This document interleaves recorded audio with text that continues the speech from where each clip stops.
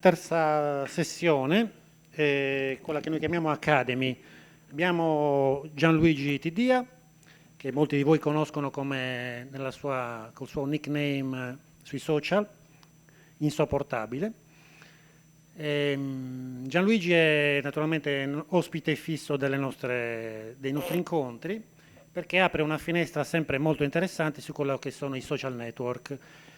Che ci piacciono o no, possono piacere a qualcuno, possono non piacere per niente a molti altri, però sono una componente imprescindibile della nostra vita, sia di quella personale che di quella aziendale. Quindi non possiamo non considerarli e dobbiamo cercare di comprenderli. Abbiamo scelto perciò Gianluigi perché è una delle persone più esperte in questo campo, al di là delle sue partecipazioni alla BTO o ad altre manifestazioni di questo tipo, è una persona che ci ha dato una grossa mano a interpretare alcuni fenomeni ed essendo una persona che interfaccia turismo e social è davvero preziosa per per le nostre conoscenze. Buon ascolto. Buonasera, spero di non farvi addormentare troppo, insomma, l'orario è un po' infame. Bellissime sollecitazioni oggi riguardo tutta una serie di tematiche, principalmente riguardo proprio il cuore degli eventi, di come si organizzano, di quanta ricaduta economica hanno nei territori, di quanto siano un prodotto strategico proprio per i territori. È interessante anche il fatto di aver visto, soprattutto anche a livello internazionale, che le destinazioni turistiche intendono adottarsi proprio di strutture per gestirli in maniera organizzata e vedremo tra poco quanto l'organizzazione, soprattutto del pre-evento, di tutto ciò che è pre-evento, anche per quanto riguarda i social, siano assolutamente determinanti per l'efficacia e l'efficienza della comunicazione degli stessi, perché spesso i social vengono visti come, diciamo, la finestra di racconto anche per la un po' deprimente deriva che ha preso il racconto sui social, che viene visto solamente per la parte storytelling, cioè quella parte un po' leggera, un po' vacua anche, senza spessore, che invece non rappresenta assolutamente la totalità della diciamo, comunicazione via social, e quindi insomma vedremo un po' di quanto organizzare l'informazione significhi anche fare quel lavoro meno bello, meno divertente, meno appariscente, che però in sostanza è determinante per la riuscita della comunicazione di un evento e quindi anche della reputazione dell'evento stesso e quanto poi questo possa proseguire nel rendere l'evento consigliato, quindi il passaparola che citavano altri relatori. Eventi significano tutti gli eventi, ovviamente. Abbiamo visto eventi enormi di portata con migliaia e migliaia di persone, ma significano anche piccoli eventi. Anche nei piccoli eventi si può trovare la forma per riuscire a comunicarli in maniera adeguata con strumenti, e vedremo tra pochissimo quali scegliere, per appunto essere declinati in quelli che è il cuore del messaggio che si vuol dare, trovando quella che è un'identità e quindi una chiave di racconto speciale che renda quell'evento, oltre che speciale dal punto di vista della sostanza, anche per quanto riguarda la chiave comunicativa. Distinguiamo gli eventi tra quelli che animano la destinazione e quelli che invece la creano proprio. Abbiamo visto appunto eventi come quello di Bibbione, ha creato di fatto una sorta di destinazione sportiva di quel comparto lì, oltre a quello che già c'era. Quindi, e invece altri che animano la destinazione, come alcuni eventi chiamiamoli un po', un po' più collaterali, ecco, rispetto al senso della destinazione stessa. Il valore che percepiamo da questi eventi, cioè ogni evento dovrebbe contribuire alla crescita del territorio, che sia economico, che sia di reputazione che sia di tipo di impatto mediatico. E specialmente abbiamo visto nei periodi in cui si ha più necessità di avere persone, quindi al di fuori delle stagioni in cui è comunque pieno di persone nei territori appunto che stiamo analizzando. Quindi gli effetti di questi eventi li sintetizziamo in appunto redditività, in reputazione ed in impatto mediatico.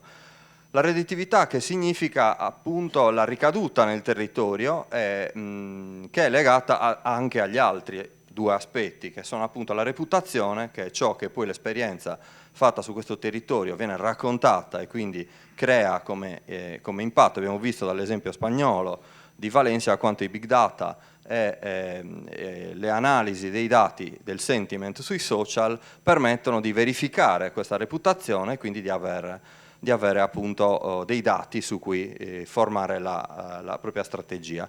E poi l'impatto mediatico, ovviamente più un evento è grande e più sarà alto l'impatto mediatico, ma non significa che abbia maggiore redditività, che accresca maggiormente la reputazione, significa che fa molto più rumore, poi saremo bravi noi a convertirlo in biglietti staccati, in camere piene o in altri elementi che riteniamo strategici per la nostra strategia, diciamo, di visione.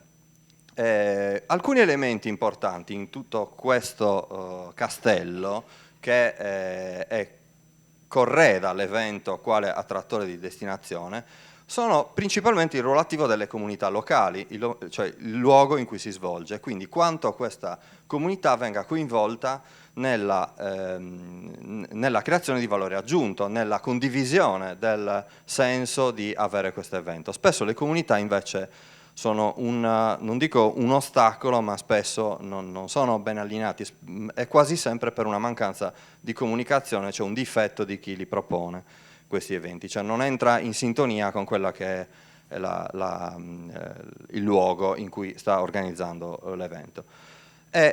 Un'attenzione particolare ovviamente va data alla narrativa, cioè a come lo dobbiamo comunicare. La scelta della chiave narrativa e quindi di come e con quali strumenti comunicarlo è spesso molto più determinante del succo dell'evento stesso. È un po' triste da dire, però è sempre esistito, cioè la confezione spesso, a prescindere dalla qualità, assume un valore aggiuntivo al valore diciamo, del contenuto. Si può avere un ottimo contenuto, però se non è ben confezionato, è ben raccontato, è ben posizionato nel target di riferimento, quindi nel mercato che ci stiamo scegliendo, noi avremo un bellissimo prodotto su uno scaffale vuoto, cioè in una corsia a vuoto in cui non verrà nessuno mai a vederlo. Quindi il ruolo attivo della comunità, la narrativa dell'evento e poi considerare debolezze e vantaggi come fattori importanti. Vediamo per esempio uno su tutti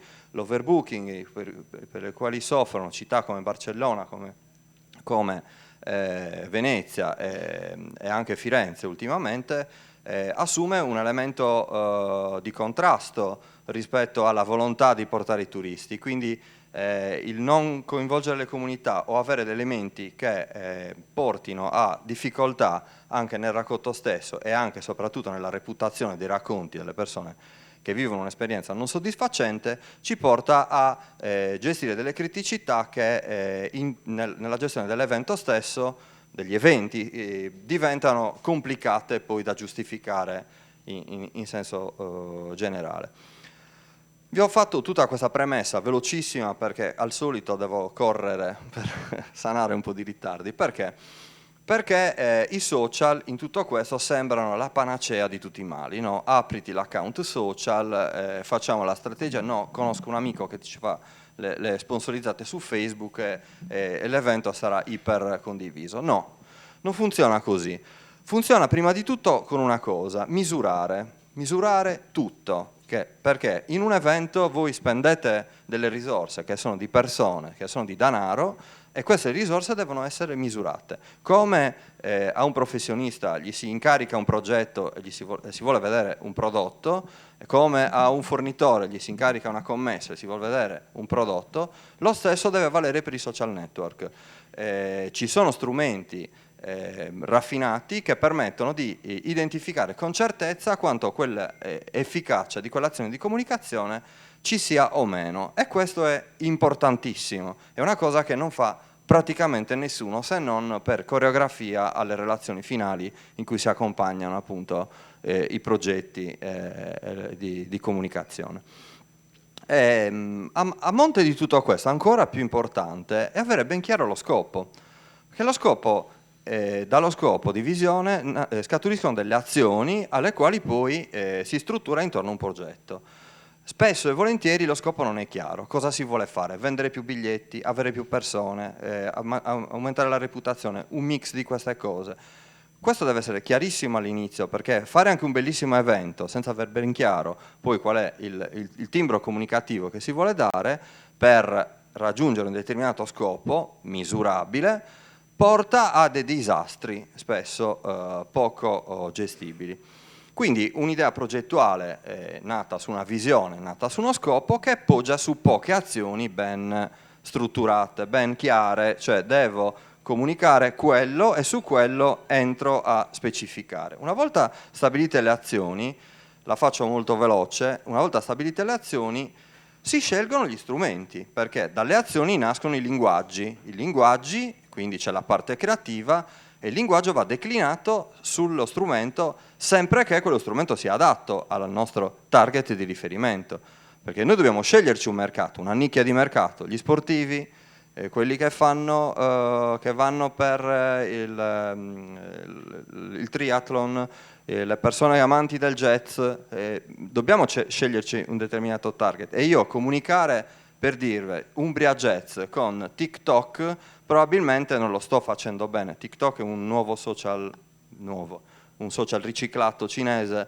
che praticamente è dedicato agli iper giovanissimi, ha un timbro molto di divertimento, molto informale. Potrebbe essere come non potrebbe essere, però bisogna scegliere appunto il linguaggio e lo strumento adatto, e spesso lo strumento impone dei linguaggi, quindi scegliere uno strumento spesso ci porta a di fatto scegliere anche dei linguaggi diversi.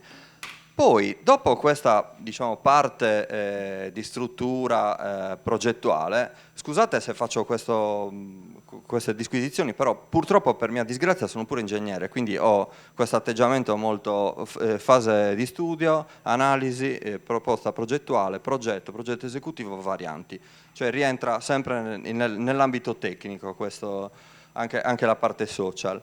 Entra a questo punto l'azione preparatoria della progettazione proprio. Abbiamo scelto quindi che cosa fare, dobbiamo creare delle azioni, le azioni per disporre del necessario alla comunicazione, che significa iniziare per esempio a attivare una cabina di regia, che sembra la frase tipica, attivazione della cabina di regia Stato, Regioni, e quindi non si fa nulla, no.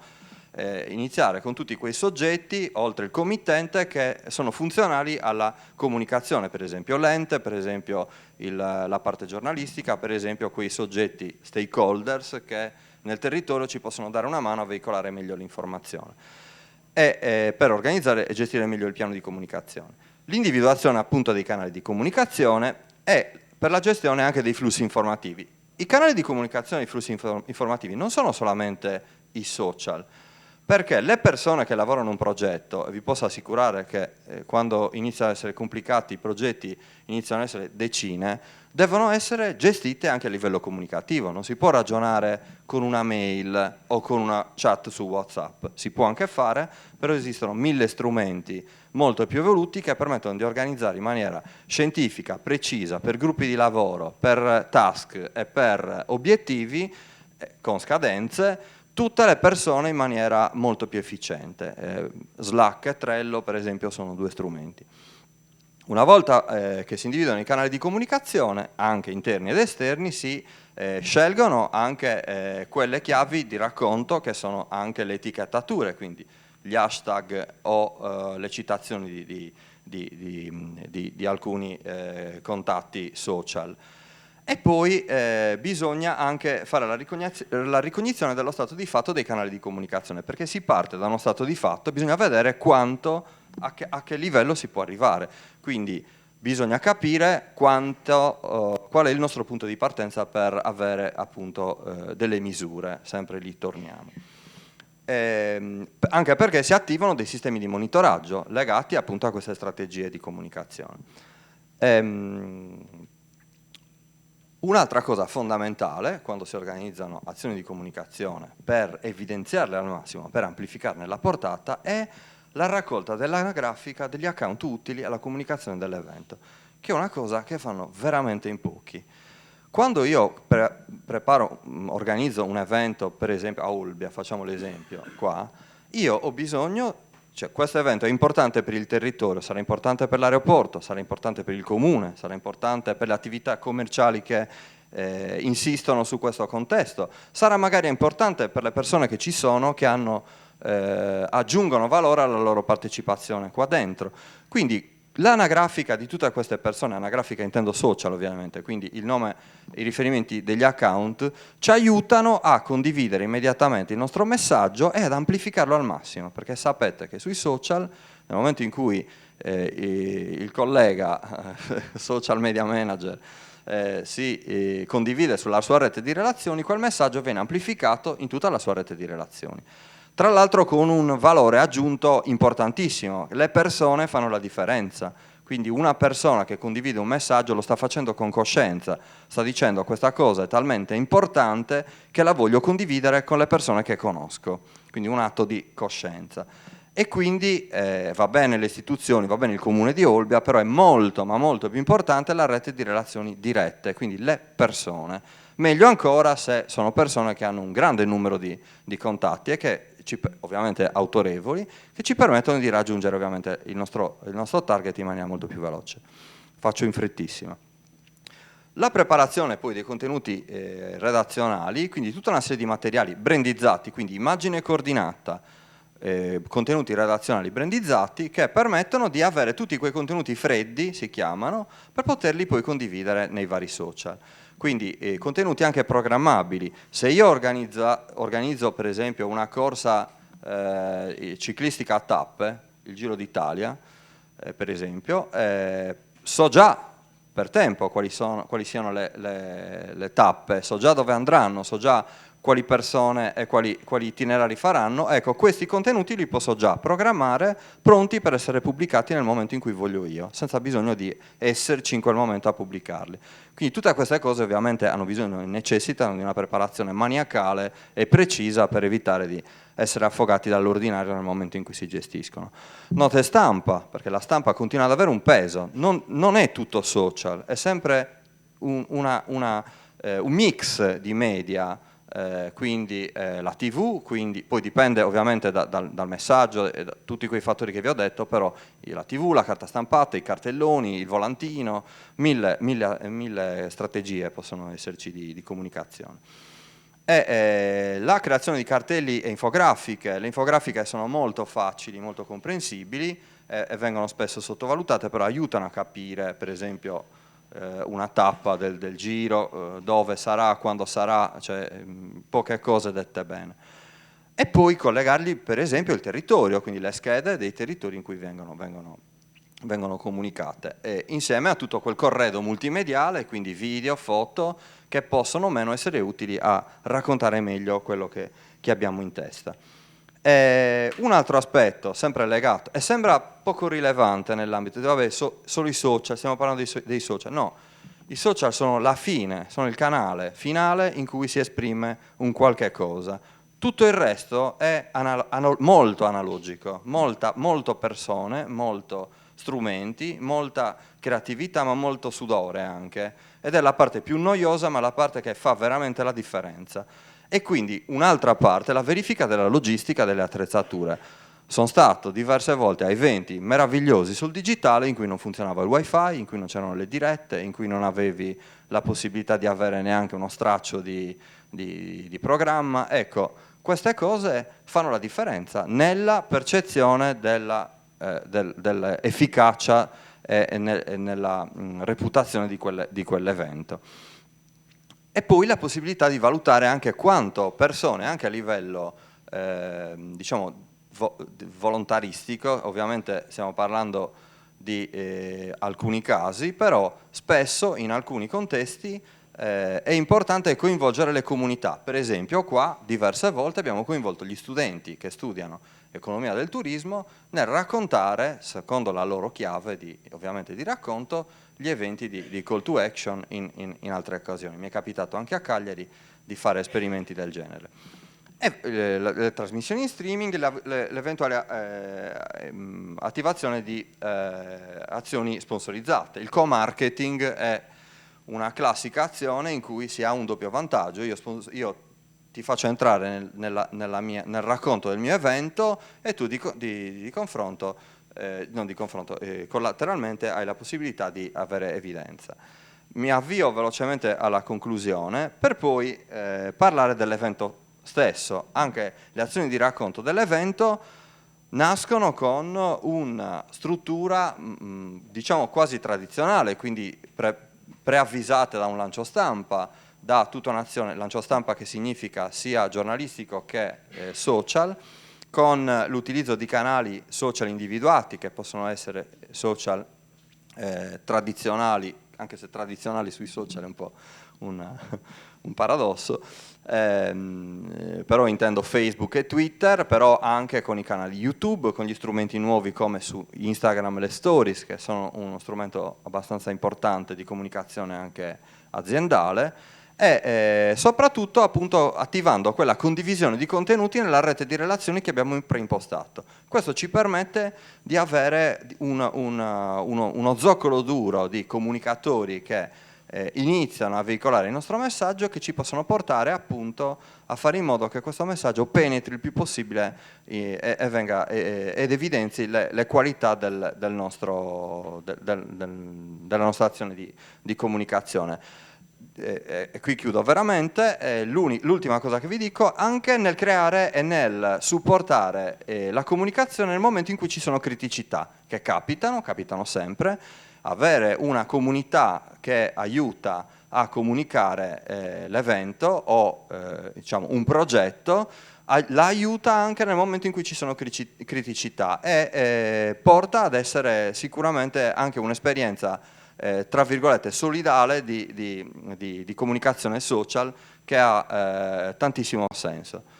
Io vi ringrazio, avrei voluto parlare per un'altra mezz'ora, ma c'è Joseph che ha bisogno di parlare. No, scherzo. Grazie davvero.